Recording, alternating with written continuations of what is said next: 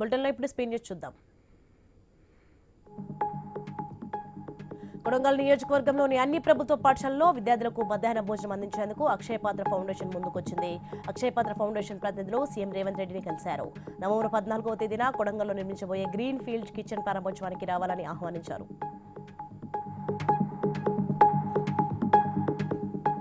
మత్స్యకారుల కుటుంబాల ఆర్థిక అభ్యున్నతే లక్ష్యమని ప్రభుత్వ వైపు వేములవాడ ఎమ్మెల్యే ఆది శ్రీనివాస్ తెలిపారు. మత్స్యశాఖ ఆధ్వర్యంలో మల్కపేట రిజర్వాయర్లో ఉచితంగా చేపపిల్లల పంపిణీ కార్యక్రమాన్ని ఆది శ్రీనివాస్ ఇన్ఛార్జి కలెక్టర్ ప్రారంభించారు.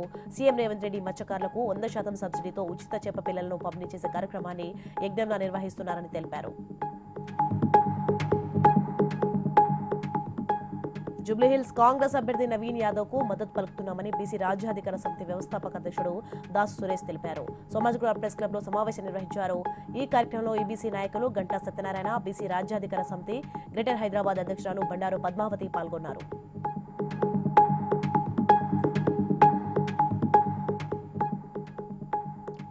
రెవెన్యూ వ్యవసాయ శాఖ అధికారుల పనితీరుపై శాసనమండలి మండలి చైర్మన్ మోషేన్ రాజు ఆగ్రహం వ్యక్తం చేశారు.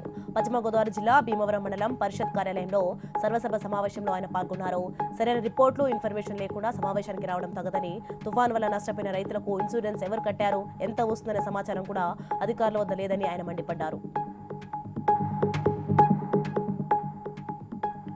పిచ్చి కుక్కల స్వైర విహారంతో ప్రజలు బెంబేలెత్తిపోతున్నారు. ప్రకాశం జిల్లా మార్కాపురంలోని కాలేజీ రోడ్డు నాయుడు బజార్లో పిచ్చి కుక్కలు 40 మందిపై దాడి చేసి కరిచాయి.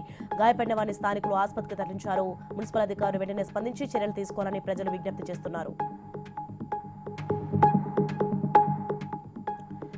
కర్నూలు చిన్నటేకూరు వద్ద మరో రోడ్డు ప్రమాదం చోటు చేసుకుంది. ఆటోను బొలెరో వాహనం ఢీకొట్టింది. ఈ ప్రమాదంలో ఇద్దరికి తీవ్ర గాయాలు కాగా కర్నూలు ఆసుపత్రికి తరలించారు.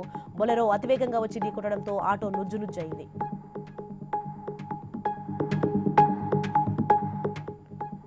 అడవి పందుల కోసం వేసిన విద్యుత్ ఉచ్చులో చిక్కుకుని ఇద్దరు మృతి చెందిన ఘటన చిత్తూరు జిల్లా పూతలపట్టు నియోజకవర్గంలో చోటు చేసుకుంది. బండ్లదొడ్డి గ్రామంలో అడవి పందుల కోసం విద్యుత్ తీగలను కొంతమంది అమర్చడంతో అదే గ్రామానికి చెందిన అప్పయ్య, కుట్టి వాటికి తగిలి అక్కడికక్కడే మృతి చెందారు. వీటితో పాటు అడవి పంది కూడా మృతి చెందింది. సమాచారం అందుకున్న సీఐ, ఫారెస్ట్ అధికారులకు ఘటనా స్థలానికి చేరుకొని విచారణ చేపట్టారు. పోస్టుమార్టం నిమిత్తం మృతదేహాలను బంగారుపాల్యం ప్రభుత్వ ఆసుపత్రికి తరలించారు.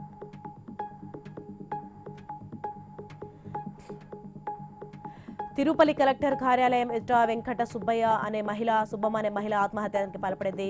కొర్లగుంట్లోని తమ సొంత స్థలంలో ఇల్లు నిర్మించుకోవడానికి తెలుగు యువత నాయకుడు అడ్డు తగులుతున్నారని, న్యాయం కోసం 2 సంవత్సరాలుగా అధికారులు కార్యాలయాల చుట్టూ తిరుగుతున్నా ఫలితం దక్కలేదని ఆవేదన వ్యక్తం చేసింది.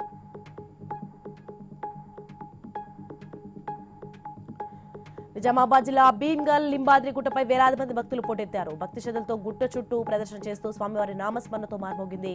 లింబాచార గిరి ప్రదర్శన చేస్తే మోక్షంతో పాటు కోరిన కోరికలు నెరవేరుతాయని ఇక్కడి భక్తుల నమ్మకం. దీంతో గిరి ప్రదర్శనకు భక్తులు పోటెత్తారు.